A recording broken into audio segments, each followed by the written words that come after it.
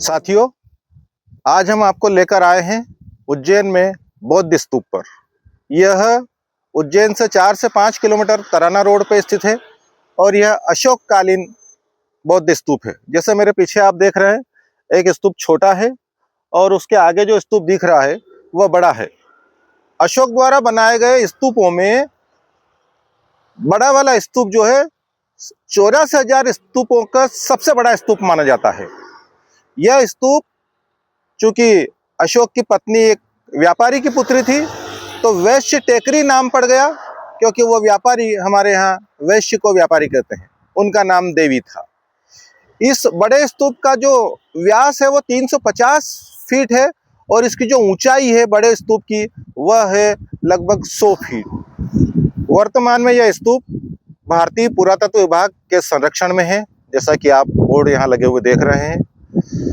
Gwalior state के समय लगभग 1937-38 के आसपास यहाँ पर खुदाई का काम हुआ था, जिसमें 3 से 4 मीटर की खुदाई के पश्चात विषैली गैस निकलने से मजदूर बेहोश हो गया था, जिस कारण खुदाई को रोक दिया गया था। उस खुदाई में जो देखते हैं उसमें कई देशों की मुद्राएं प्राप्त होती है और मौर्यकालीन ईंटें प्राप्त होती है। आपको जो स्तूप दिख रहा है ऊपर से मिट्टी और कंकड़ पत्थर का दिख रहा है, पेड़ पौधे हैं, लेकिन अंदर वह लकड़ी ईंटों से व्यवस्थित रूप से बना हुआ है और उसके ऊपर मिट्टी डाली गई है। हमारे सामने छोटे वाला स्तूप है अभी, और उसके उत्तर में आपको बड़ा स्तूप दिखाई दे रहा है। चूंकि अशोक का संबंध उज्जैन से यह भी रहा है कि उनके पिता बिंदुसार के कार्यकाल में अशोक उज्जैन अवंती प्रांत के प्रांतपति थे और वो उज्जैन में रहते थे। उसी समय उनके पुत्र महेंद्र और पुत्री संघमित्रा का जन्म भी हुआ था। ऐसा भी माना जाता है कि संघमित्रा और महेंद्र बौद्ध धर्म ग्रहण करने के पश्चात प्रचार प्रसार के लिए, शिक्षाओं का प्रचार प्रसार के लिए श्रीलंका गए और दोनों वहीं श्रीलंका में रहे। श्रीलंका में ही हुई थी और कहते हैं कि उनके अस्थि अवशेष उज्जैन में भी लाए थे। यहाँ 2 स्तूप दिखाई दे रहे हैं, लेकिन यहाँ 2 स्तूप से अधिक स्तूप थे जो समय के साथ अब दिखाई नहीं देते हैं, लेकिन कई स्तूप यहाँ थे। आप देख सकते हैं चारों ओर जो खाई है, सैटेलाइट इमेज दिखाई दे रही है।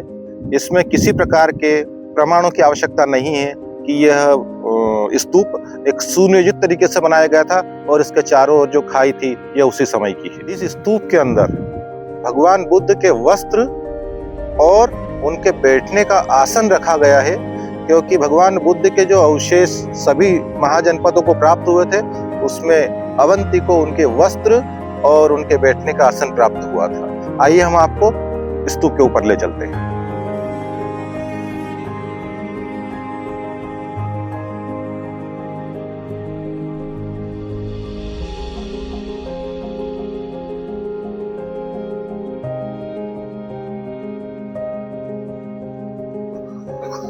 आप देख सकते हैं स्तूपों में इस स्तूप की हाइट सबसे ऊपर है और हम लगभग अब इसके शिखर पर पहुंचने वाले हैं। आइए आपको शिखर पर दिखाते हैं और यहाँ से नीचे की स्थिति को दिखाते हैं। और हम लोग शिखर पर पहुंच गए हैं। देखिए यहाँ से ऊंचाई अभी तक के बौद्ध स्तूपों में सबसे बड़ा स्तूप, और हम पहुंच गए हैं शिखर पर। हम शिखर पर हैं।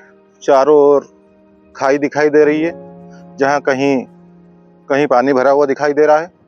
आप इस शिखर को सैटेलाइट इमेज के माध्यम से और भी बेहतर समझ सकते हैं।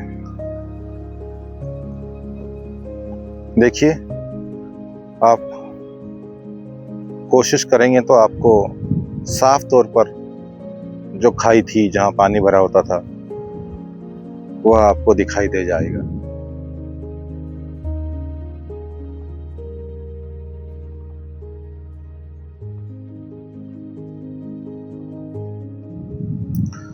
बहुत अद्भुत और आनंदित करने वाले क्षण साथियों कि हम 2200 वर्ष पहले के बने हुए उस स्थान पर खड़े हैं।